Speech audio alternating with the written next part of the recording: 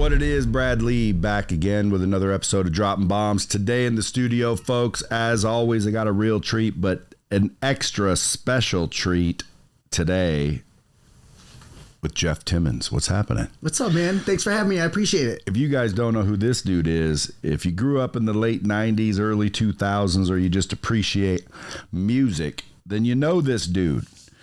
He's a founding member of one of the most iconic boy bands of all time. That's a fact. 98 Wow. Degrees. I mean, iconic. That's quite a term. I definitely embrace it. I'll take it every day of the week. I appreciate that. I'm of the age that I remember those days, dude. So I got some questions for you.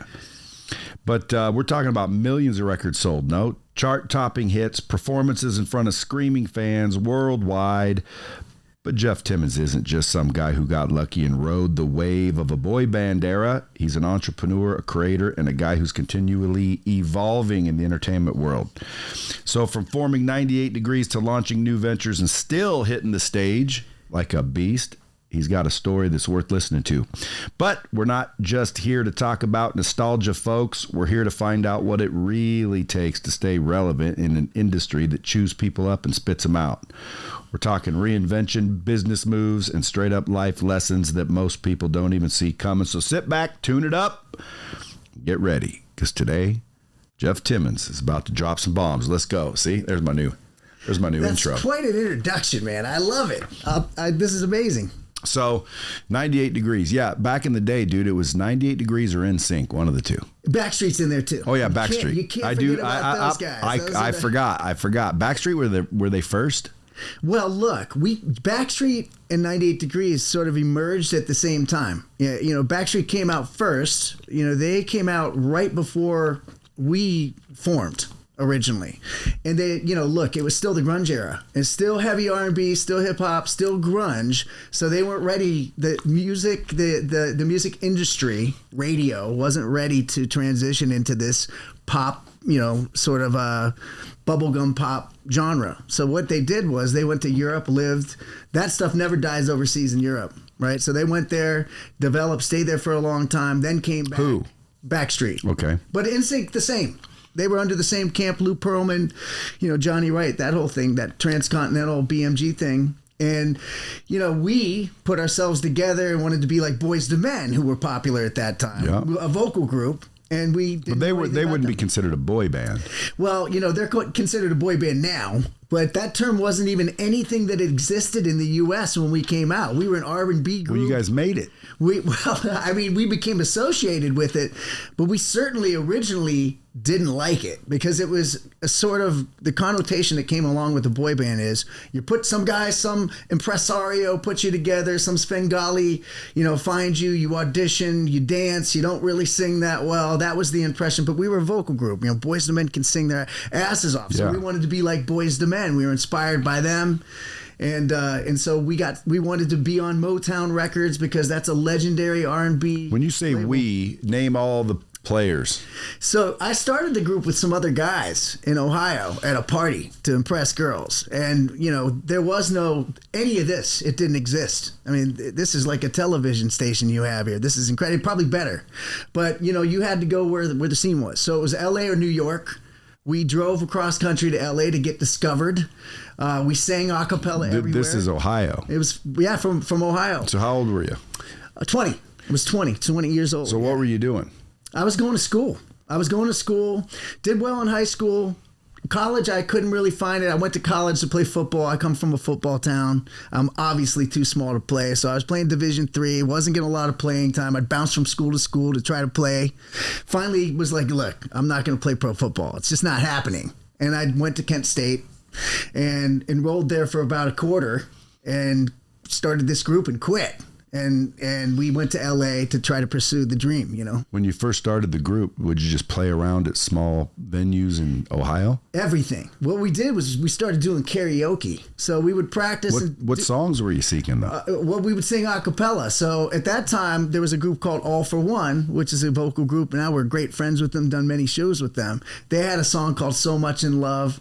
So it was an a cappella throwback to a 60s song. Yeah. So we sang that. We sang Boys II Men songs. We sang Do doo-wop songs. We wouldn't pick a song on karaoke. We'd get up on stage and sing a cappella. But we were so nervous originally, we turned our backs to the audience. We couldn't even look at them.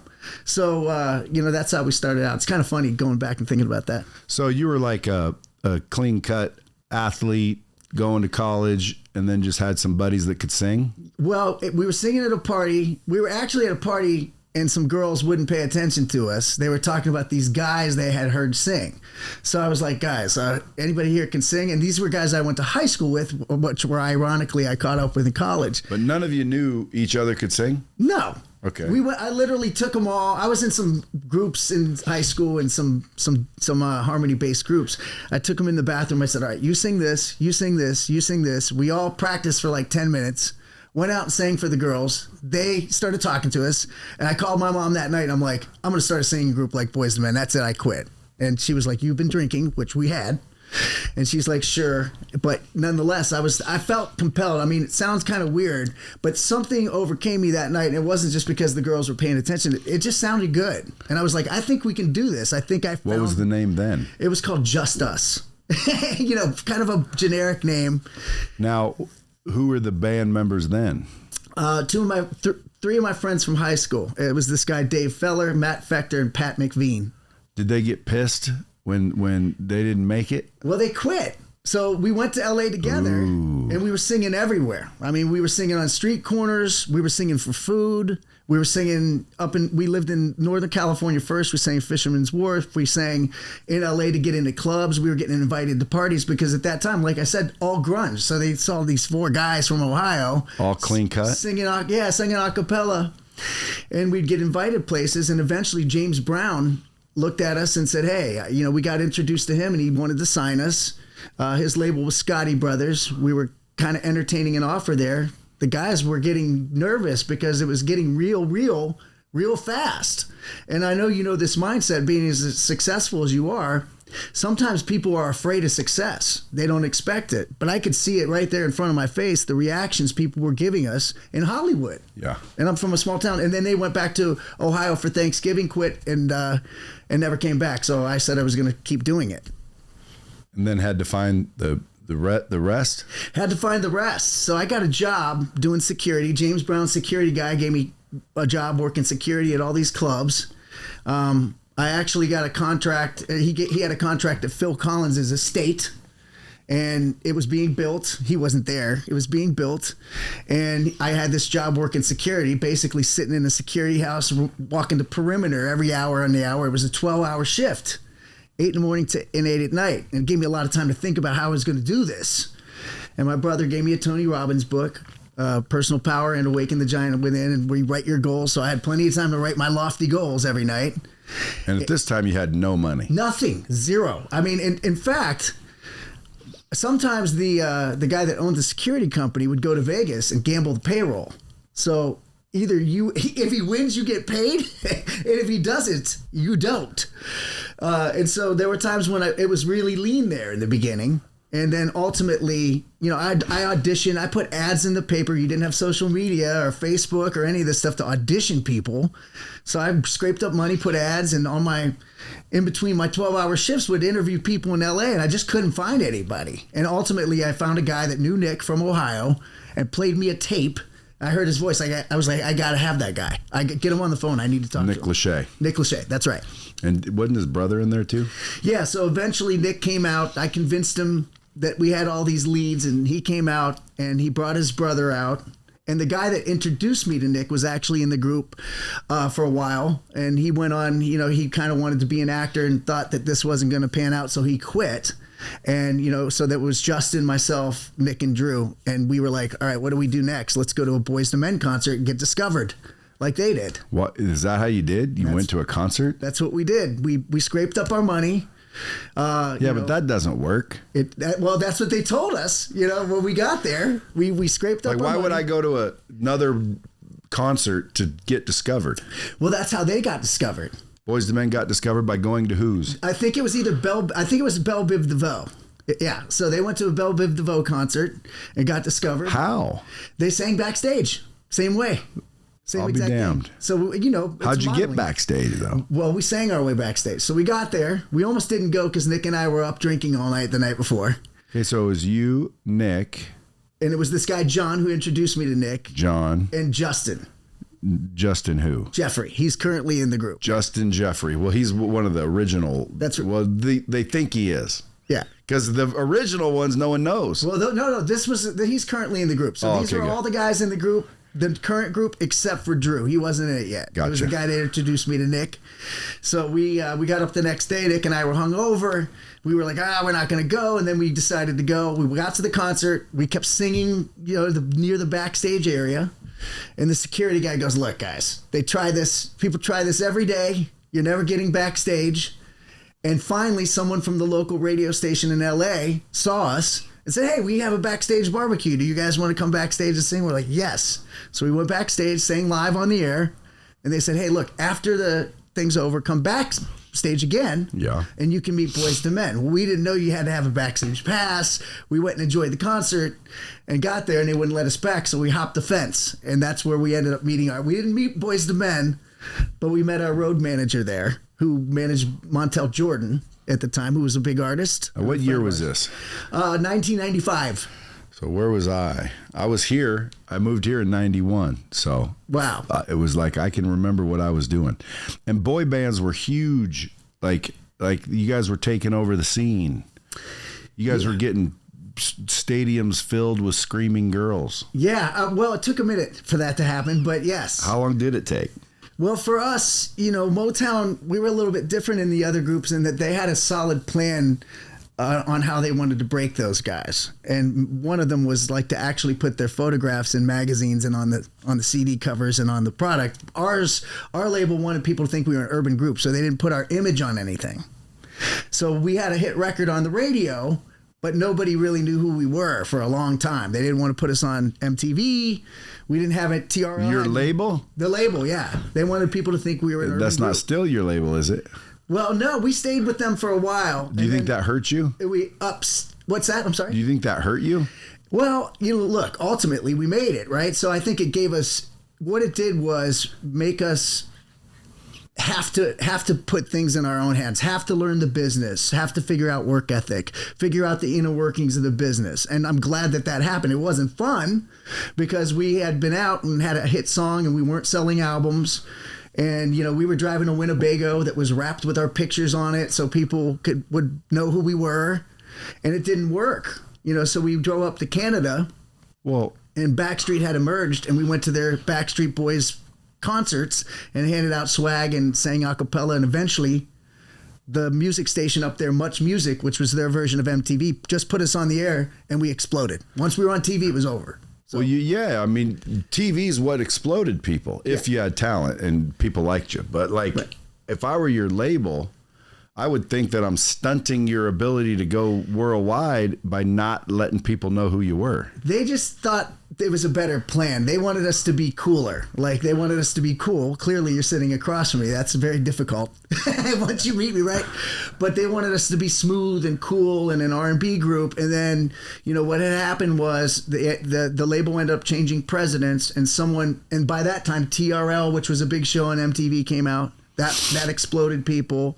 Backstreet Boys came onto the scene. NSYNC then came onto the scene and we're on TV. And our new label had said, well, we have our own version of that. So let's exploit that. Let's put that imagery out there and give these guys an opportunity to have success. And he put a lot behind us. So where did you get signed? What point?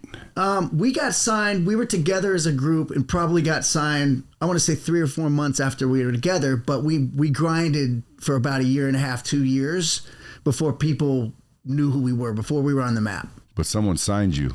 Yeah. So were they getting all the dough?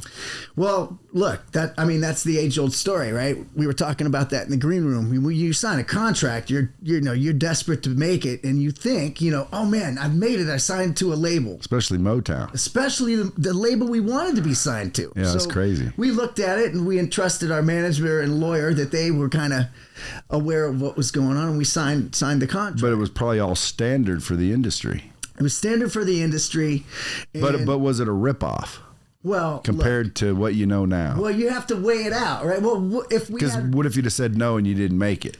Well, right. We wouldn't have said no. They could have said, hey, we get it all. Here you go. Sign it or you're done. So how would they pay once you get signed? And who pays for the trips and the concerts and the travel and all that? That's an amazing question. And that's a question that a lot of people don't know about, right? So when you get signed, they think, you get this influx of money. You're immediately rich. You get a little bit of money and you got to remember there's a team. There's a lawyer. There's a business manager. You know how this goes, right? There's an agent and there's 5 members and then there's taxes. And usually whatever the number we signed for, we ended up in our pockets about 10% of that. Right? But that's not what pays for everything. So when you're doing promotional tours for radio shows and you're traveling around and you're flying here, or you're getting a limo to pick you up, or a stylist comes in and fits you with great clothes, most of the time you don't get to keep it. All of that stuff gets what's called recouped. Right? So the label runs this big bill up we're going to take you out for a steak dinner tonight. Well, that steak dinner is on you. And we didn't really discover that until we got off the road after about 2 years and hadn't made any real money yet.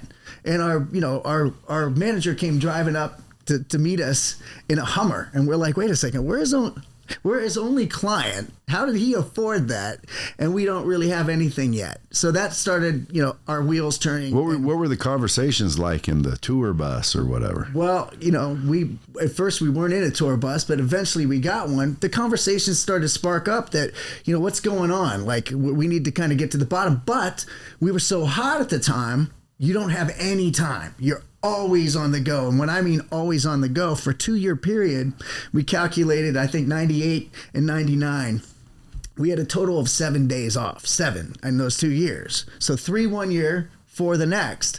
And those days are packed, right? When you're going, you want to keep going. We're blue collar guys. So we're like, let's grind. Let's not take a break. Yeah. So you're going to the next city. You're doing an in-store. You're doing rehearsals. You're doing TV and press. You're doing local media, and then it's on to the next. Then in between there, you're stopping and recording more material. So you don't have time to sit back and go, all right, we need to take a break and kind of evaluate what the business situation looks for us. We didn't have that kind of. But someone was raking it in, so to speak. Well, I think, the last that I had been told by some of the insiders at the label, our records at that time had generated close to $80 million gross, and we had been yet to recoup. So you're sitting there broke, and there's been $80 million in revenue. Yeah. Well, look, eventually you end up making money, right? But I'm trying to figure out how long. Yeah. Well, it's long. and who looked around, because you guys are a band members, so you're buddies, yeah? Right.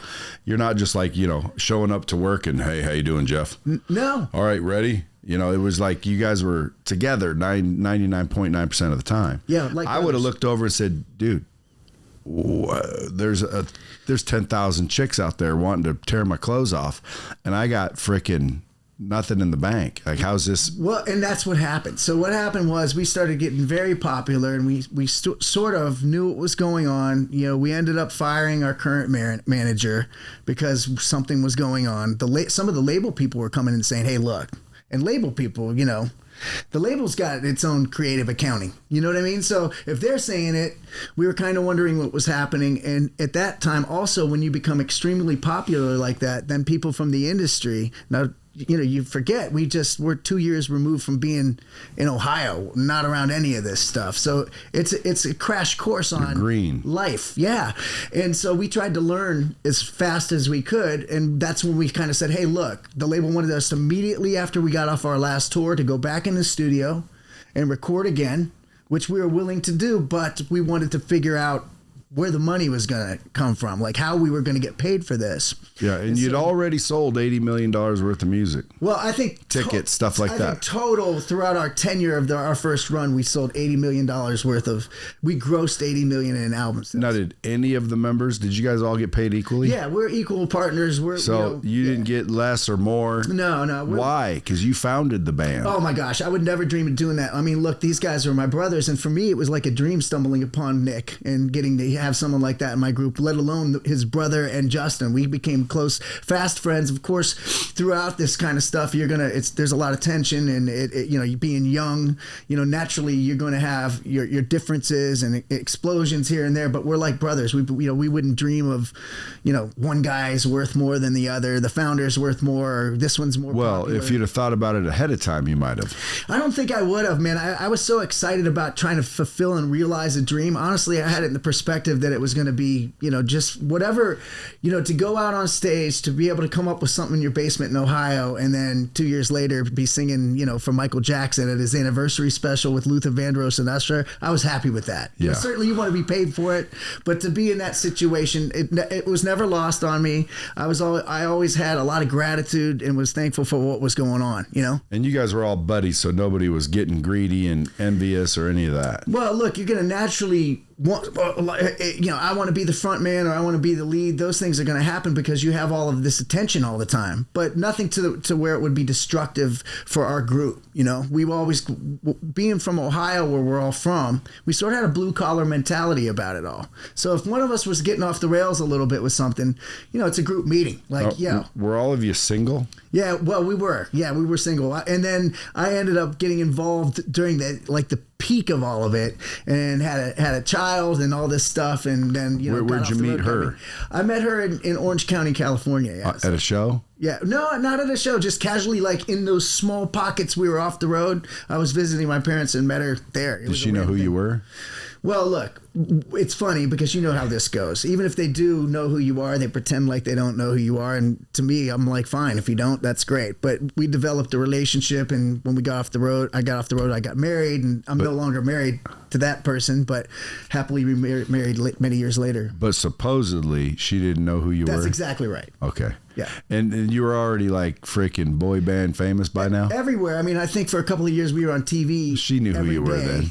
On TV at some point, multiple years, at least once a day. So, Well, I mean, at some point, even if she pretended in the beginning to not know who you were, eventually she had to go, oh, you're in that band. Right. I mean, I'm sure. Would she travel and see all the screaming chicks? Well, no, not really. I mean, we were so swept away with everything. We didn't really have time to do any of that kind of stuff or bring people along. It was very well controlled by our team, right? Dude, that almost sucks. Well, sure. Right. Well, so people will say, well, what are you crying about? The grass is always greener on the other side, of course. But, and like I said, it wasn't lost on us. We were getting to live the dream. But there are some things that are obstacles and hardships, especially your identity internally with that kind of stuff. There's a lot of soul searching when you were going from driving to Winnebago one year, and then a year later you're at an award show and celebrities are, women are hitting on you, and you're staying in a penthouse suite and everybody knows who you are. So there's a lot that goes along with it. Of course, you dream about doing it, but until you're in that situation and so fast, it's hard to adapt and internalize it. Well, what were some of the no way moments that you can remember? There's a lot of them. I mean, look, there's a lot of them. But let's talk about some good ones. Well, look, there were celebrities here that when I started the group, females that I was watching on TV a year before, and my buddy's going, oh man, she's hot. And then, I'm literally dating her for a short stint, a couple of years. I didn't know what I was doing. I'm not going to say. Thought we were going to get the dirt here. I can't pretend to be cool. Like, I didn't know what I was doing. I didn't know what to say, But by the time you were 20 years old to full blown, what was like the time? Was it 4 years, 3 years? We had a good 5 year run from our 5 or 6 year run from like 96 through 2002, 2001. We were pretty much going nonstop, and that's when we kind of all we were in New York and performed for Michael Jackson, and the next day was 9/11. And we were just finishing up a tour, and nobody knew what was going to happen, and we all just went home to our families. And then we just never got back together for another 11 years after that. Shit. We just left. Yeah. Dude, who was managing you guys? Well, I need to have a word with that individual. Well, there were a couple. We had a couple. Yeah, but years. Dude, they're crushing it. Everybody's screaming when you guys walk on stage, and then 911. Okay, I get it. Take a break. Within 3 weeks, I'd have said, fellas, we ready to crank this back up? Well, we were all just so burned out. You know, we were burned out because we were making decent money. We did well, but not as well as we should have. And what was your high point? Well, I would say like there towards the end, we had a tour that we headlined that was a big arena tour. That's where we really did well, you know. Individually. Yeah, individually. So that worked out for us. If you did well individually, Jeff, they must have killed it. You're good at math. I know that. I mean, I can tell by looking around this place. You're good with numbers. Yeah, and what is good to you? Well, to me, like, were you guys multi-millionaires or no? Yeah, I mean, yeah, we did, you know, but because you expect to see these rock stars living this rock star life that they're rich. Yeah, that's you just right. automatically think they're rich, and it really doesn't always happen, especially in the cases of, you know, when it happens so fast. And if you don't have a bunch of experienced people on your team that are growing along with you, and they can become definitely enamored by the lifestyle as well. I would say this. I mean, look, we weren't perfect guys, pretty well grounded, but I would say people on our team, or even sometimes close friends or even family members, I think it enamored them and they changed more than us. Like, people will go, well, you changed. And I'm going, I don't know. Maybe you changed. You know, some of that stuff, all of those things that happened were tremendous life lessons. While difficult at the time, as you get older, you really can appreciate this unique ride that nobody gets to experience, because what it does is it kind of calluses you a little bit. It makes you strong. It makes your acumen as far as your intuition, and guys don't have as good as intuition as females do. And I think you get better at life in general, you know, balancing things intuitively with business. I wouldn't trade them now. You know, that run, although amazing, was extremely difficult. And then the slow point after that lasted many years was very difficult. But, you know, it's come back around. I've got a great personal life and a wonderful professional life, even outside of 98 Degrees, but it's all from those lessons. Had I not had those hardships, I don't know if my life would be like it is now. And I certainly... You wouldn't be equipped the same, that's for sure. I don't think so. I wouldn't have been prepared for a lot of things. I don't think I'd be as mature. And, you know, I don't think that I would want to grow in different ways that are more rewarding than money and business. Yeah. Give a bomb for that one. Nice. Bomb's one they should listen up. So I'm trying to figure out, like, I'm putting myself in your shoes. You know, I'm 20 years old. I got a couple of buddies. I'm like, hey, let's go do this. One of them quits, it sounds like. Not all of them. Well, with this group, we didn't quit. You know, Nick went off and... No. We're back to the very beginning. The first one, the first group. Yeah, you said some of them didn't come. Quit. All three of them quit. Okay, so there was four of you. Yeah. So now you come to LA and you're like, okay, you found Nick, his brother. Yep. Drew.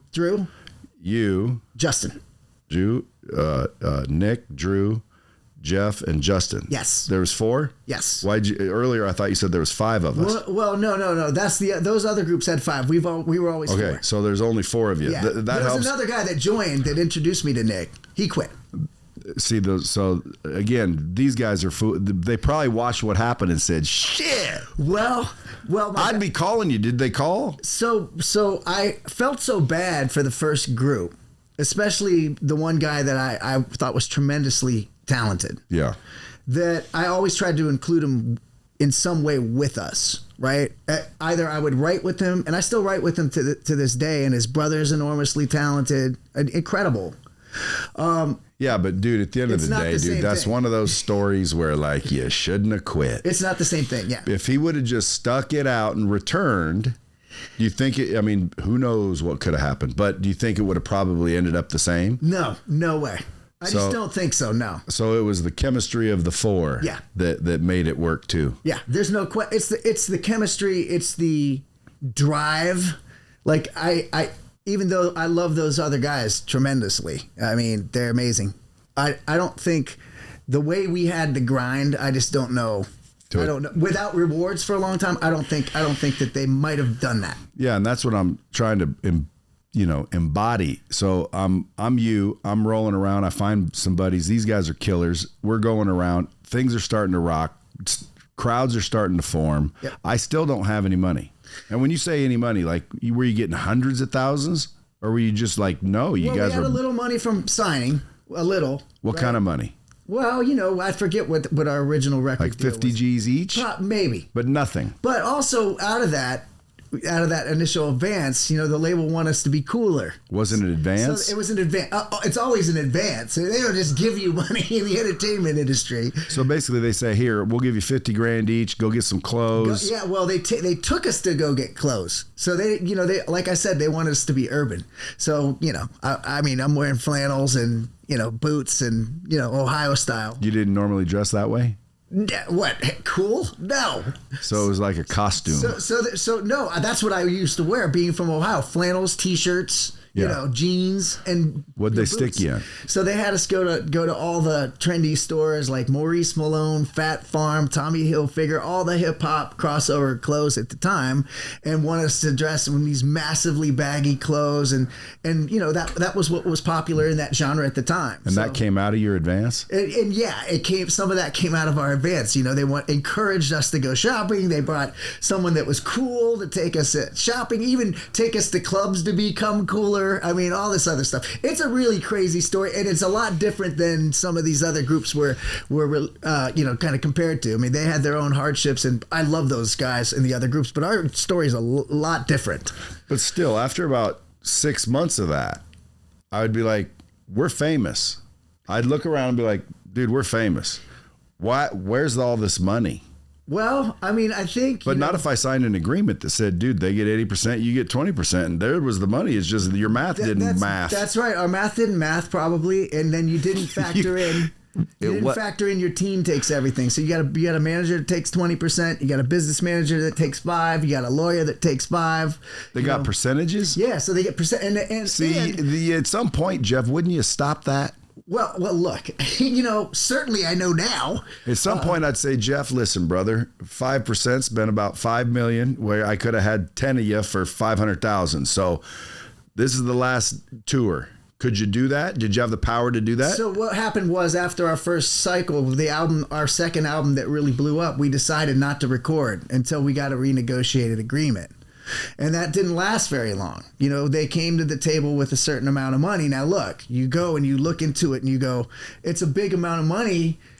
But, we were antsy. Now, if you're off the road and you see these groups that keep coming out with material while you're off the road, how long is the stalemate going to last? Because your window's closing. Music changes all the time. But why didn't you pool your money and do it yourself? Well, at that time, that wasn't an option. It really to rent a recording studio? Well, yeah, absolutely not. Buy the equipment. Well, we couldn't have done that. We didn't have that kind of... How much money was it, you think? Well, to go into the studio and buy equipment? Or just go and rent a studio. There was rentable studios. Well, according to the math that we were getting when we were recording these records, it used to cost anywhere from $25,000 to $30,000 up into $100,000 to record a song. Now I can record an album in my house for $2,000. You know what I mean? Does it even take that?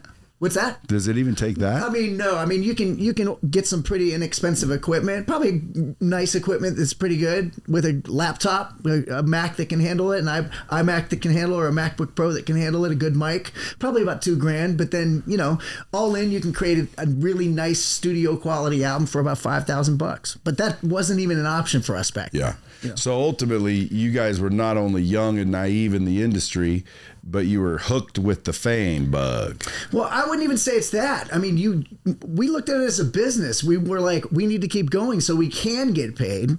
So we renegotiated our deal, and even though the numbers look good in that, we knew we could make money from ancillary things, touring, merchandise, etc. Yeah, where most artists still to this day, unless they're very prolific writers, that's still the case. So were you guys writing your own music? Well, we wrote our own music, but traditionally the singles weren't our songs, The big ones? The big songs were not. Who was writing those? Really talented people. So, we were. But again, unknowns basically. Yeah, well, the people that we wrote with ended up becoming extraordinarily, that we did songs with became really successful writers and producers. And we had worked with some established ones. Trackmasters were very popular at the time we did a song with them, although not a single. A guy we worked with named Anders Bag was part of this Swedish coalition, not in the same camp as Max Martin, who's very well known, who did all Britney's and Backstreet and NSYNC stuff and still writes to this day, but the same sort of talent level. And he was our Swedish guy that we went in the studio and he crafted all these hits with us and for us. Yeah, but comparatively, they get no fame, those people. Well, like Max Martin, I've never heard of that dude, but I've heard of Ricky Martin. Yeah, of course. Ricky Martin's a big star, of course. But Max Martin's a very well-known in the producer. industry. In the industry, and he's transcended it too, like a baby face. There's probably a bunch of music people going, Max Martin, you dipshit. Well, look, I mean... But I'm not in that industry. If you're not in the industry, you wouldn't. So to me, again, he's not nobody, but like nobody knows who he is. But everybody knew who you guys were. That's right. Just like, Brad Pitt, everybody knows who that is, but nobody knows who produced Fight Club. Who produced Fight Club? I don't know. It's based on a book. I don't know. Or whatever. You know what I mean? Yeah. So even though they're famous in the industry, like, dude, this guy made Fight Club. Oh, shit. That guy's big. When in reality, the world don't know who he is. That's right. So once you guys got to where the world knew you, but not all these people taking all these cuts, at some point, even up to the renegotiation, did you guys have any, resentment or tension in the air? Absolutely. I mean, are you kidding? We're doing every major show, every major award show. We're on major tours. We do every major radio show headlining many of them. And certainly we were trying to figure out what was going on. And were they collecting all the revenues? Well, yeah. I mean, and not only that, again. Did they ever cook the books? Or do they in the industry, let's say? Well, for sure. I mean, absolutely. So they were lying probably too. Yeah. I mean, absolutely. Damn. Yeah.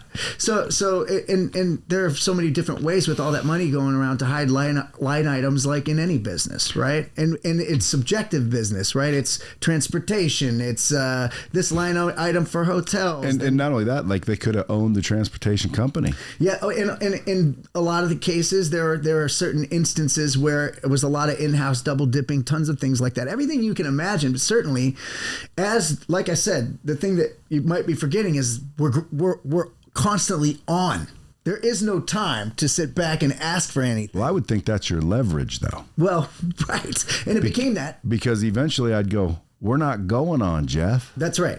Well, you go out there, but again, you're getting all the money. But again, have at it. There's the stage. I get what you're saying, but again, when you're compared to like Backstreet and NSYNC, and you know that they're growing and becoming more and more popular, you don't have time to pause. So again, and there were a bunch of other emerging boy bands making it. The band then came on TV, so you're in fear that if you don't keep going, you're going to lose your spot. Yeah. And music is changing, right? Yeah. And your style's got to change, right? So there were those fears that were sort of there with it as well. And there has to be some addiction to fame. Well, look, I think certainly. Because you don't want to become irrelevant. If you're famous, then it feels terrible that nobody cares anymore. Well, there's also that level of fame where you don't care anymore. When you experience that much fame, you don't care anymore, right? So when you get to that level, when it's so much That's fame, where I want to get. Well, look. Or do I? I don't think you do. I think you're just fine where you're at. You look happy to me, and that's what counts, right? No, I am happy. Yeah. I started out originally going to be an actor. So I got a role in a movie and walked out one time, and there was just this mass amount of girls, and they came up and they were freaking out like I was freaking somebody, and like had to admit that felt good. I was like, yeah, this is going to be awesome. But I never ended up famous. But, okay, so you got that feeling once, right? And this sounds crazy. It was addicting. Oh, of course. Now, can you imagine having that happen every day? And guys will be like, shut up. Every day of your life for about 3 years straight. So in the first excessively more than likely. In the first 6 months, you're like losing your mind. This is like, wow, any girl, anytime, whatever kind of girl, and they're throwing you. I mean, literally girls were in our hotels when we got there. We literally had to have girls taken out of the hotel room, right? So when you guys walked in, they were all screaming and begging. So it was pretty crazy. But after that, you start to go, man, like I need to get some sleep. Yeah, but what about when they're just smoking? Well, naturally, you're gonna hang out with girls that are pretty. But what I'm saying is... But weren't there always pretty girls, though? Yeah, of course. So every hotel, I'd be like, let her in. Let her in. Okay, so you might kind of entertain that the first few months. But afterwards, it sort of gets so old and overwhelming. Even when they're hot. That you just want to have a girlfriend.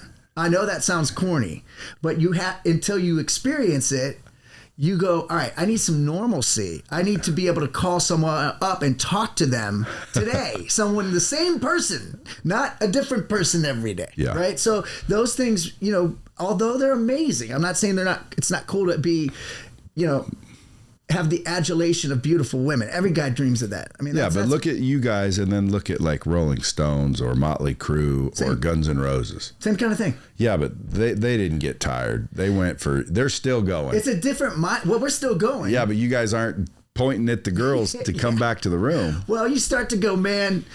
I mean, really, I know it sounds corny. You guys grew up at some point is what I'm saying. They're still playing the rock star drugs. Right. Like you don't come across as a dude that's in the back snorting coke, picking chicks. No. I mean, we like to have drinks, but I was never into drugs. But hey, look, to each their own. I don't judge people at all. But, we were so focused on grinding, right?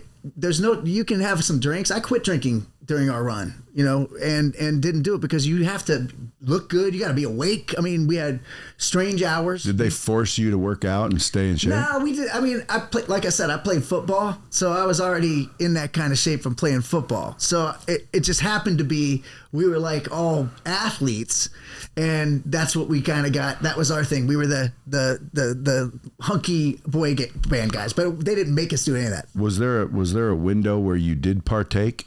In drugs? No, in the lifestyle. Oh, with girls? Of course. Yeah. But I told you, after 6 months of it, you're fried. At that time we had pagers. Were you guys thinking about like diseases or? Of course. Or did anything like tell some stories that nobody knows? I mean, dude, you have to think about it. Like, did you ever get rolled? No. Did you ever pick the wrong girl? No. Did you ever pick one and find out she wasn't a girl? Yeah, no, never anything like that. For me, like, I kind of wanted to just have a girlfriend, right? Because there was nobody, although the guys are there together and you share the experience with them, you want to share the experience with someone that's not in the group. Yeah. And you can't tell your parents what's going on because they don't understand it, right? They try. Or you can't tell your friends because they're like, you're bragging. So you want to have someone that you can confide in. So I always wanted to have a girlfriend. So I was always... I would have... Are you speaking for yourself or all the guys? Well, I think we're all kind of cut from similar cloths. All of us are different. Which means you were all raised right, if you ask me. I think that was you hit on a great point. We all have great parents. That's the way why. we were raised, blue collar, hardworking, keep things in perspective. If you get out of line, we bring each other back in, and you got to keep your eye on the prize because, like you said, that money thing that we care about, you can't be screwing off. You got to get it when you can. And for us, like I said, of course you love having beautiful women around, of course, but also it can be a major distraction, and you got to be at a morning show at 5 a.m. after you got off the stage at 1 a.m. and did a meet and greet until 3 a.m. You don't got much time. Yeah, well, again, you did partake in the beginning, though. With meeting girls, of course. I mean, I'm not crazy. You're saying meeting girls, and I'm picturing, crazy parties. Well, there were several... If that's what you mean by meeting girls, yeah, that's what I'm talking about. There were several opportunities for parties, and we trust me, I've seen some crazy stuff. But, some of the stuff that's kind of getting uncovered in different search situations now, we would always avoid situations like that. We were like, let's go. You can meet pretty girls anywhere. You don't need to be at some crazy party and involved with some weird stuff. So did you ever sit at a party and go, dude, this guy's getting... Or even a club, like even some of the bigger clubs, you would see weird stuff, or, even in small towns where you get invited to parties and it's not just New York City and LA, it could be Omaha, Nebraska, and there's crazy stuff going on at some sort of after party. After that, you get desensitized by that. You know what I mean? Yeah. It's like watching a movie. It's boring. It's debauchery. You actually want to sit down and chat with somebody a little bit. Yeah, but you should thank your parents or some form of family raised situation, because like if I were in that situation, I don't know that and there's probably a lot of people thinking the same thing, they would have had the, let's call it, moral fiber to like feel that way. Some of them would have been like, are you kidding me? Look, Yee! I don't know you well, but there's no way you have all this stuff without being tremendously focused. So I can't speak for you if you were in my shoes, but I would assume, you're talking a lot about money, and that seems to be a big thing in an important part of everybody's Well, I'm just lives. trying to uncover what it would be like being in 98 degrees. Well, you seem to have a good idea. I was... Take that excerpt of you being an actor and just multiply it every day of your life, 24 hours a day for several years. Yeah. So you got tired of that shit. Real quick. Now, is that why when the 2/11 or the 9/11 happened, you guys said we're going to take a break? Yeah. I had a baby on the way. We were beyond exhausted. There were people that were coming in kind of trying to pull the group apart, and we just had lost the passion for doing it. There wasn't really anybody kind of guiding the ship. We've never really had the best management. We do now, years later. But at that time, we didn't have any sort of direction. Didn't you guys all call each other and say, dude, how are we going to make money? Well, no, we were confident, look, as we're all good collectively, we all have our strengths individually, and it doesn't necessarily have to be in music. We could take what we learned and apply it to other business, work ethic, networking. So you guys all started other things besides singing. Exactly. I started a family, started to get into behind the scenes production, doing things on my own. Other businesses, and that's what everybody did. Damn, like I can't picture that. Well, I know if I go put on a show, 10,000 screaming fans will show up and pay X amount to be there. My management doesn't have to do it because me and my buddies are the ones that matter. Right. So I'd have looked at them and said, hey guys, why don't we go put on a show over there and just take all the rake? Well, that's kind of what you can do now. What's different about it now is certainly, the landscape's more competitive. We're older. Our fan base has gotten older. Thankfully, they've grown with us, that they've come back around, and there's a demand to have us back. Oh, sure. Music. Thank God. But, it's not nearly as huge as it was when we were, in that early 2000, late 90s period. So, do you think that's because of the age of the fan base? No, I think the age of the fan base is actually a great fan base. I mean, it's mostly women. Not now, then. In other words, like, look at Taylor Swift. Teens. Yeah, it's like anybody that taps into that teen, market, they go hog wild crazy over them. But when you're an adult, you don't quite go that hog wild. Well, it's cyclical. So those teens, they grow into young adults. And when they grow into young adults, they're not hog wild. They go off to school. They find their vocation. They dabble in other music. But then when they get older, into their 30s and 40s, there's a nostalgia that's married to when they were a teen and they did have these things. Hence, we have a career. Now, I'm not saying that's all of what our fan base is. We've been able to transcend that and gain new fans, thank God. But that's the majority of our fan base. They're loyal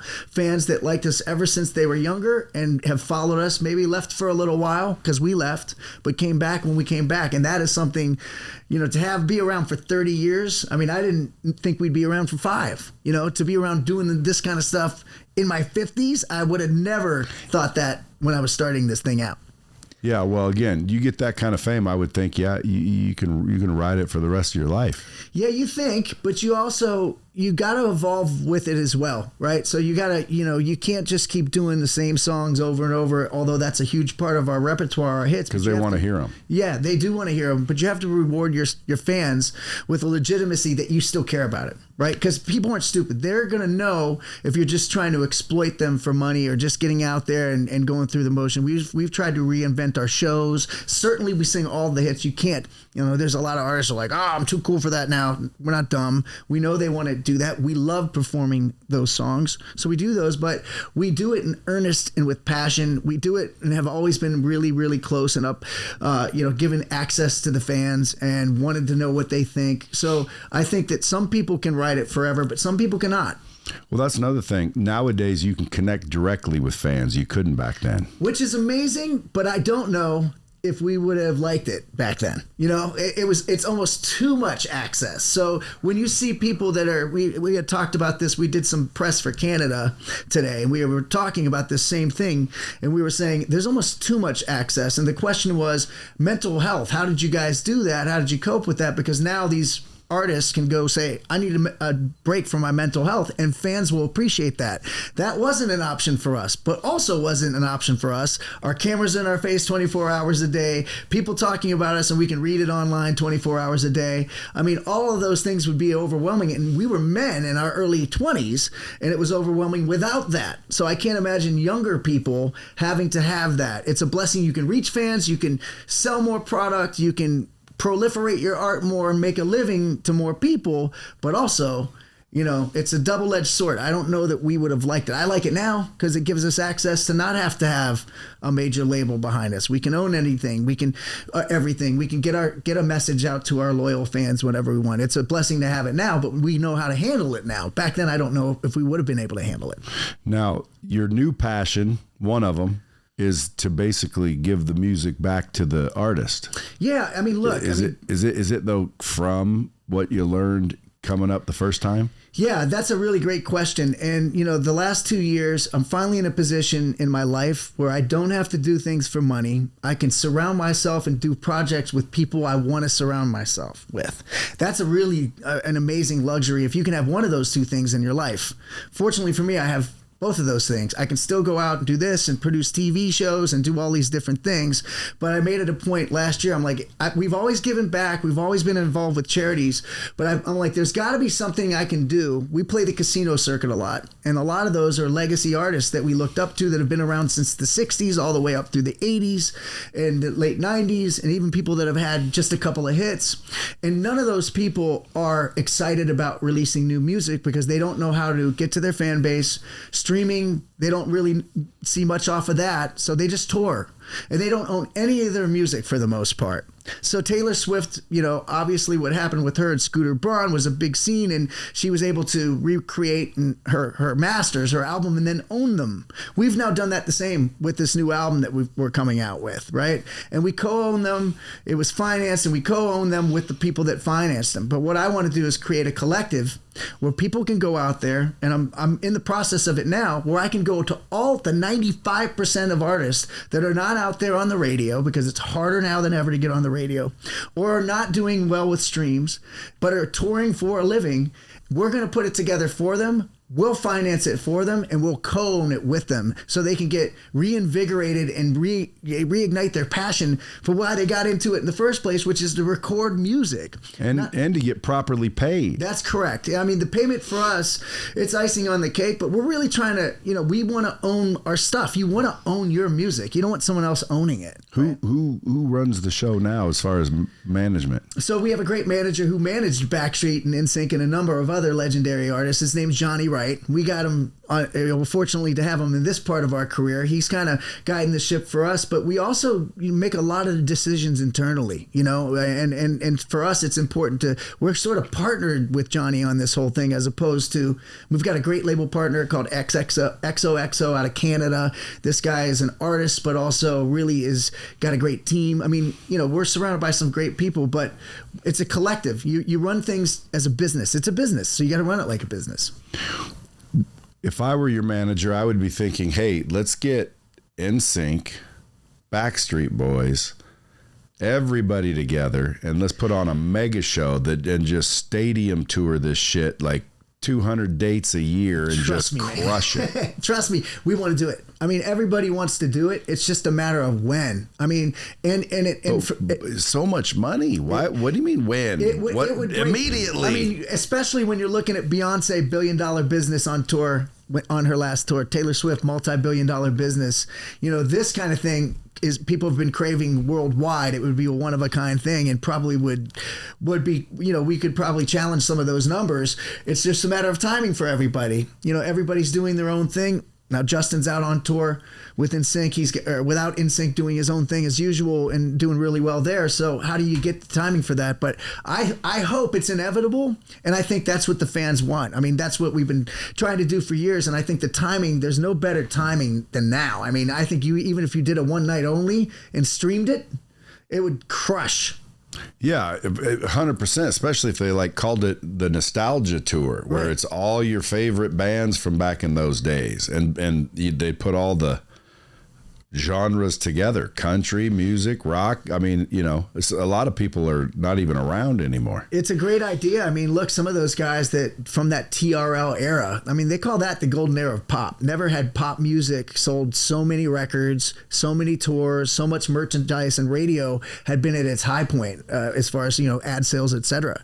during that time. And obviously CDs went away and all that stuff, so it's hard to recapture that. They say radio doesn't have relevance anymore, although I feel feel it still does, because it still dictates what's cool to younger people. If you're on the radio shows for iHeart and Cumulus and Town Square Media, you're still in there. Odyssey, that makes you cool. So you've got it. Yeah, I think this makes you cooler. Yeah. Oh, the iPhone. Well, because again, who listens to those? And I'm sounding naive because I don't. But are those getting like zillions of listeners? Well, I don't listen to the radio. Who listens to the radio anymore? They still have a healthy listenership. It's sort of like TV too, right? But the acts that are headlined and featured on those radio stations set apart from the streamers, right? You can still kill on streams. You can make millions, make millions off of billions of streams. You need billions of streams to make millions, and some people do that. But I think when you're on the talk shows and on the morning shows and on radio, that's TV though. That makes and on radio as well, that there's only a limited amount on there, and it's still, when you're doing like the iHeart Radio Festival, kids still go to that and look at that and go, oh, those are the real groups that have transcended, because there are a lot of artists that are crushing on the streaming platforms that can't sell any tickets. So there has to be a marriage, and who knows what the ratio of that is, of traditional media and non-traditional media, that sort of culminates in making stars. So I think you need that combination still. So there was a time I remember, I think it was Nick that married, what's her name? Jessica? Yes. Was the band still cranking, or was that after? That was directly after we got off the road and stopped for a while. So, you guys were watching the media. Were you guys calling him going, dude, what are you doing? Or I was so wrapped up in my family at that time. So it was sort of like overnight, right? I had a baby that I would go see my wife, and occasionally on the road, and she was pregnant again. And then, I was doing these massive shows. And the last show we did together was this major Michael Jackson 25th anniversary special for, at the Madison Square Garden, whatever that seats. And then literally 911 happened. I went home, and I was a husband in a house with 2 kids and a wife, and, looking on the internet, what am I going to do next? Like that. So I was really focused on, I need to create a cottage business while I'm going to be a husband and a father. And so I was totally focused on that. I knew that Nick was having success with that show, but and again, I ended up getting a divorce, so I was going through a tumultuous relationship at that time. I was really just focused on being a dad and trying to find a way to make a living there. So whose idea was it to get the band back together? It was interesting. So I was hosting a show in Vegas, and got remarried, and we just felt like all of a sudden it was time. Nick was having extraordinary success on his own, and still it is in the hosting space, but we all just missed it. We just suddenly, one day, I called up Justin, and I'm like, we literally said, let's get the band back together, that kind of stuff. And we called each other and tried to figure out when the timing would be right. We had an opportunity to perform at this big festival, to your point, that had a bunch of those early era, sort of a TRL festival, and LL Cool J was on it, and The Wanted, some newer artists, The Wanted, One Direction, Backstreet. And we were like, okay, look, let's try this performance, and we'll know really quick if they want us there. And if we don't, no harm, no foul, we'll go back to our own careers. And the response was overwhelming. And that was in 2012. And we've been on tour ever since, 13 years later. And you didn't enter into any new bad arrangements. No, I mean, I think we learned. We learned that we want to retain ownership of stuff. Certainly, you want partners that can help you with things like distribution, but a lot of that stuff you can do on your own. And so we have great agreements, great partnerships with people. Certainly, because of the nostalgia play, we command some pretty nice guarantees when we perform. And we've been fortunate. This time around, we're having more fun than ever, man. I know it sounds cliche, but all that pressure when we were younger, although we never took it for granted, it was hard to enjoy. We're like, we're going to be done. We got to keep going. So, this time we have a few beers, get up and put on a good show. Our fans, they're raucous as ever because they're older. They drink, and, they sing all the words still. And so for us, it's a real blessing to have another chance at it. Not only is it hard to make it once, but to be able to come back, I mean, it's like a dream. Cool. Well, I would expect it with the loyal fan base you guys had, because you guys, again, people would go crazy Well, look, you're your own worst critic, right? Everybody's their own worst critic. And, we're type A's and we're definitely, I wouldn't say we're perfectionists anymore because perfectionists traditionally are unhappy. So we're happy, but we, you never know. We're always like, you never know, is this good enough? Do we look good enough? And so we've kind of laxed on that stuff a little bit. Let's look our best. Let's sound our best. Let's try our best, but let's enjoy every single chance we get to do this time. Because, this is it. And so I think that while you say, we can expect that because we sold 15 million records, we're like, I don't know, man, I don't know if they're going to be there, but fortunately for us, they always show up. That's good. And did you ever have any like rich people say, hey, I want you to play for my daughter, and you ended up playing for some little birthday parties? We've had those opportunities. It's funny. I mean, I've had a lot of them on my own without the group. It's been interesting. These private corporate gigs that you get. Well, how do you price those? Well, it's tough because look, we were used to making good money, but not astronomical money. So you really, when someone asks you the guarantee, you go back and say, what's your budget? You know what I mean? And then you can find out. It was funny when I met my current wife, it was in between when 98 Degrees got back, and I was doing anything, and I was doing all kinds of crazy stuff, because I had kids that I was trying to support. And she goes, you're doing stuff. Yeah, she's an outsider. She goes, you're not doing this the right way. She goes, you're doing things for not enough money too often, and it's going to get out there that you're not charging enough. And she was right. She said, let me start taking your calls. So she started taking my calls and started requiring higher and higher guarantees. And I'm like, well, damn, she's right, And certainly, it all goes hand in hand. When you feel good about yourself and you set a precedent for yourself and you feel your value is this, someone else will see your value as this. And a lot of times people will see your value as this. That's correct. And it went higher for those of you that downloaded and you're just listening. That is 1,000%. Someone asked me one time, they were public speakers and, their fee was $5-10 $10,000. Yep. So when someone asked me to speak one time, they said, how much you want to come speak? And I said, $25,000. And they said, okay. And they sent me $25,000. I'm like, you said, damn. I should have said 50. Yeah. And they told me, Boy, you don't, $5,000, $10,000 is good for a speech. And, I just threw out 25 and they said, okay. So I just stayed at 25 and for probably a year and a half, 25. And I did probably 50 or 60 of them. Yeah. And people would just pay it because I asked it. So I didn't really want to do it anymore. Not as much anyway. So when people would ask me to speak, I told my assistant, start saying 50. You got it. That's been the last 2 years. There you go. Another 20, 30 in the books. It's like, I'm going to move to 100 eventually. Yeah, you will. Because I don't really want to. So if they really want me, which is all I'm looking for, like you really want me, or I wouldn't do it. But it's funny that you raise your value and your price raises with it. It's a trick. It's a trick you play with yourself, right? And people pay it. They will pay it because you also have a lot of value in what you talk about, obviously. You're a successful person. Well, that's questionable. Well, look, So, to me, when I go and talk to these people, and I do too now, right? I've been doing it the last couple years, and it's lucrative, but it's also rewarding. I like to do it because I want to give back in a way, and to get paid to talk, get back in a way that some of these things that you read in these books, like Tony Robbins, or all the way back to William Walker Atkinson, that in the 1800s, these things about, your internal dialogue with yourself, self-belief, putting the right energy out there, it gets lost in the rat race with these people. It's organized common sense and it's self-belief, positive mental attitude. So if you can go out and relay a message to somebody, I talk to like realtors sometimes, or business people that are going, well, what's this guy going to tell me about? He's not in sales. Oh, yes, I am. I'm definitely in sales. I got to sell myself. I got to sell my music, and that changes all the time. And nonetheless, I have to have stuff. And outside of that, I have to have self-belief in that process and always come up with a new way to evolve. So, to see people come up and go, oh, you said some things that I hadn't thought about.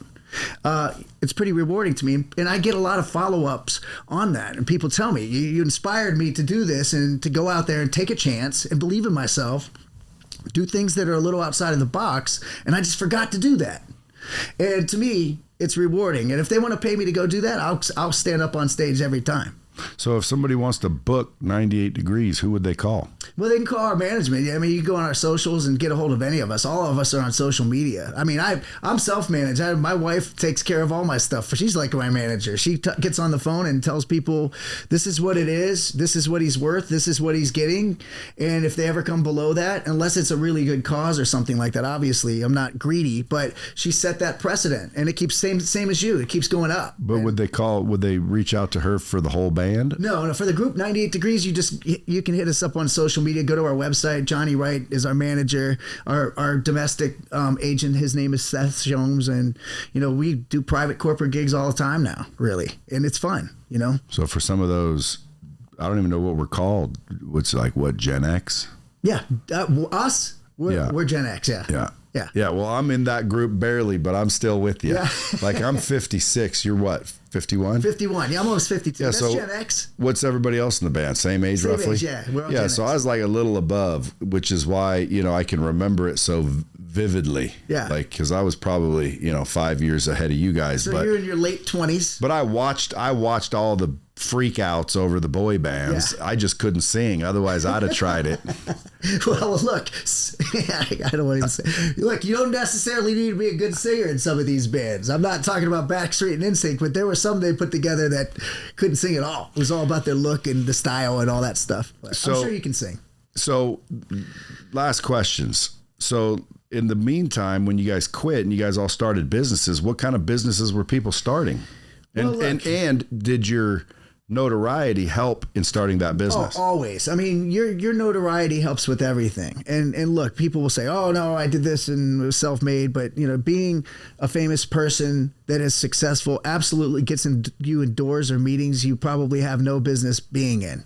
So for me, I started, developing an out-of-home advertising business and started getting that, doing sync placements on TV shows under a ghostwriting name that was lucrative for a while because, when the boy bands weren't cool anymore, people didn't want to hear your music. And outside of that, they didn't even think we wrote and produced music. So I did a lot of ghostwriting, started developing other artists, toured overseas, created different entertainment properties and IP, started doing branded television on some, just whatever would satisfy me creatively that would also, be somewhat lucrative. I did, and just created a really cool network, in that, and outside of entertainment. In that process, it's all about the network, right? As do you get recognized and hounded still? Yeah, it's on occasion. So I have the tattoo. Well, I got the group's tattoo before we got signed, and so the tattoo gives it away. And some people know what it is, but then often I get recognized. I'm surprised, but it still happens. Not nearly. Like it was before. There were times we couldn't go into a mall or something like that. Did you think that was fun ever? Oh my God, I thought it was a blast. Of course, yeah. It's amazing. Especially when you're driving your own Winnebago trying to get attention. We were buying our own CDs, trying to find them in stores. And then after TRL, we couldn't get out of our bus, they're rocking our bus, and pounding on the bus. You're like, yeah, we finally did it, but then, back to reality, you got to go work.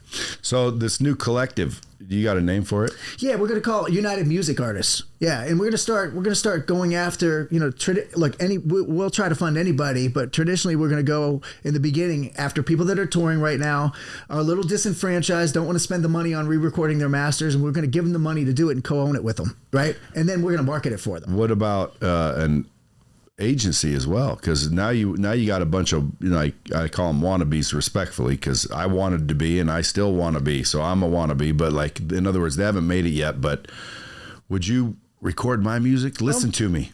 Oh my gosh. And here's the thing. We got handed CDs back in the day all the time, and 99.9 were bad. But I felt like because someone gave us a shot, I would listen to all of them. I know that sounds crazy, but I would listen to them. 5 minutes in or 2 seconds in, they're not good or they are.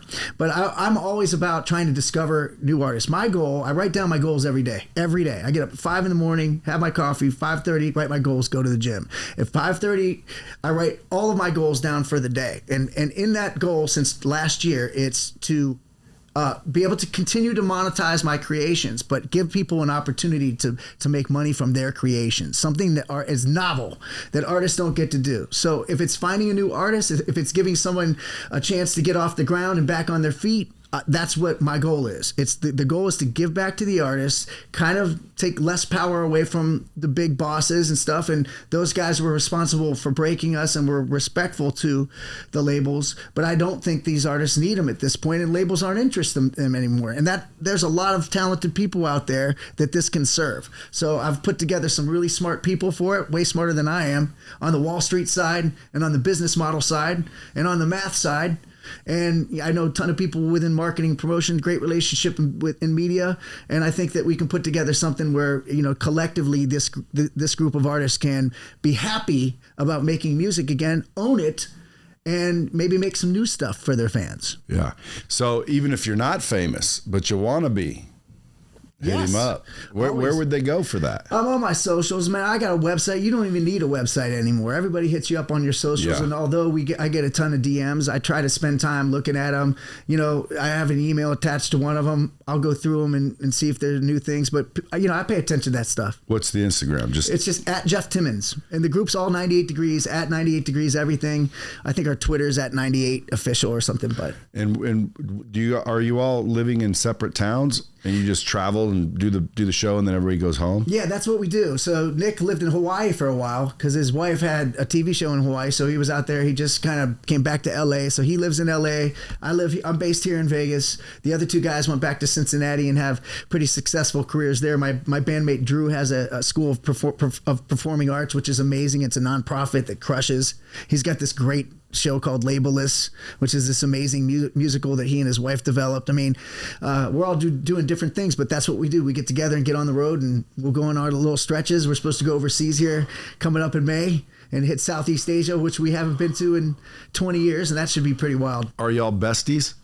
Oh man, we're like brothers. I mean, I think now. So it's fun. Oh my God, we're having it's like, what is this? This is like a gift, We're having a blast. I mean, we go. Someone will say, we get this question in interviews every time. They'll say, all right, do you have any regrets? And of course, you have regrets of maybe your behavior or being selfish or being a jerk. But then you could go, all right, I don't have any regrets because it made me grow, right? So, that's kind of a weird question. But the one thing we consistently say is we wish we would have had a lot more fun. We were doing some really cool shit. We got to do all this cool stuff with Mariah Carey and Stevie Wonder and perform for Michael Jackson and presidents and tour the world. We probably should have had a lot more fun. So this time we're kind of having a lot more fun with it. How's your Rolodex? It's crazy. Everything from presidents of grocery store chains to lawyers and politicians to other famous people. I'm less excited about that than some of the other cool things that a famous entrepreneur I texted about a charity event. I got his phone number and he texts me right back. I'm like, whoa, this is crazy. Yeah. So that kind of stuff is fun. How many interviews do you say you would have done your whole life? Oh my God. Countless. Thousands. And they all ask the same shit. Well, that's why I like this one. Because this is not the same shit, and even when people do ask the same shit, you can probably find a way to answer it a little bit differently every time you do it, right? To keep it exciting for yourself and maybe give them something that you haven't heard. But the things we like the best are this kind of stuff. When you start to talk about other than the surface sort of questions. Yeah. So again, the team puts these together, and they always want me to ask them, which I never do, because I read them and I'm like, and then I don't read the rest. But all I want you to do, you can answer them if you want, but all I want you to do is tell me, always asks, or hey, that's not a bad one. Okay. Back in the 90s, boy bands were ruling the world. Let's be real. What was the craziest fan encounter you ever had? Well, we had a lot of them. I think, look, I told you that we would go to hotels and girls would pay the concierge off and they would be in our room when we got there. So that was crazy. Damn. We've had girls, come in on food carts when you're ordering room service and you're going to eat your eggs and some girl pops out from underneath the food cart. That's kind of crazy. And then we had one girl, we were doing something for stay in school in the NBA, and we were there for rehearsal, and there was someone interviewing us with an NBC lanyard, and a cameraman was there. And our security, the girl was really nervous, and our security noticed that's back when they had tapes in them. Our security noticed there was no tape in the recorder. The guy drops it and runs out of the room, and the girl starts freaking out and shaking. She's just a fan, made all that up just to get backstage. But we've got so many of those. I mean, those are the first ones that come off the top of my head. Did any of those end successfully, like married to one of the band members? No, but I have at least 4 of my close friends that married girls that came to see us at shows. And snuck at least in? 4. And stayed together. Well, one is not together anymore. See, and it does work. It does. Which is why when your girl wants to go to the show, go with her. And yes, I mean, we've had people, we have a song called I Do, which now is throughout the years, it's a wedding song. So now throughout the years, that's probably our most popular one. We've had many, many people get engaged at our concerts. Okay, everyone talks about the highs of fame, but let's flip it. What was your oh shit moment when you realized this industry will eat you alive if you're not careful? A lot of them. And I think, you know, there isn't one specifically, but, you know, there were a lot of crazy calls with, you know, stuff with guys in position of power that would approach you in, you know, non-appropriate ways. And there was one that approached me, was a very powerful person. It was quite an uncomfortable position for me to be in. And I was in my 30s at that time. So, you know, that was kind of crazy. And I'm like, man, I got to get away from this for a while. Well, it's probably related to what's being revealed now. Well, it's not. It has nothing to do with Diddy, but it's a similar scenario of what he's alleged to do. And you know, some of those things happen, and it's pretty. You're like, wow, this is nuts. Yeah, and it's happened for years. It's not just Diddy. Beginning of time. Yeah, I mean, he's getting a lot of flack, but he's not the only one. That's for sure. Yeah, Diddy just did it better than everybody else, apparently. So. There was a time where people thought boy bands were dead, but now nostalgia is making people rich. Were you ahead of the curve, or did you have a moment where you thought, dude, we got to get back out there? I think we emerged and came back. So Backstreet never went away. But I knew that it was time for us to get back and doing it. Like I said, there was a time when our fans, we weren't cool, and they got more into rock and more into hip hop and more into R&B. And then when I started noticing girls in their 30s coming up to me and saying, "When are you guys getting back together?" I was like, okay, it's probably time for us to get back together. See, as I read these more, I'm not even going to bore you with them. That's why I don't do these canned questions. That's all good, man. I appreciate the time. But they're, you know, I had a good time talking to you. I'm sure everybody picked up the real value, which is, again, the lessons that you learned along the way. People don't understand that. Amazing. I always talk about relationships. Yes. You know, relationships are what boil down to the bottom line, because if you think about it, when we're born, we need a relationship or we're dead. When we die, if you know, nobody's looking at their trophies and their gold records and their money. Take it with you. They're talking about people. Yes. So why do people miss the importance of relationships throughout their life when they know that they're required in the beginning and they're desired at the end?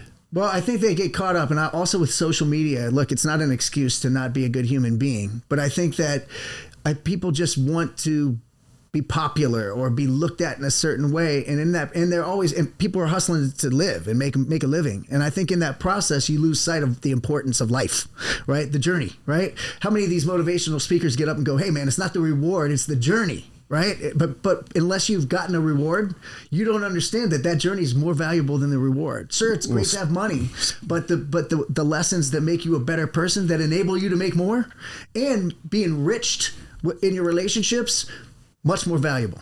Yeah, especially when you're with 98 Degrees. That's right. Yeah, like anybody that was in the fame game, they got like accelerated frickin' lessons one after another if they were listening. That's the key. You know, you got to pay attention. You got to be mindful and pay attention and be in the moment. So, you know, a lot of people can reflect and see what the lesson was, and it might be too late.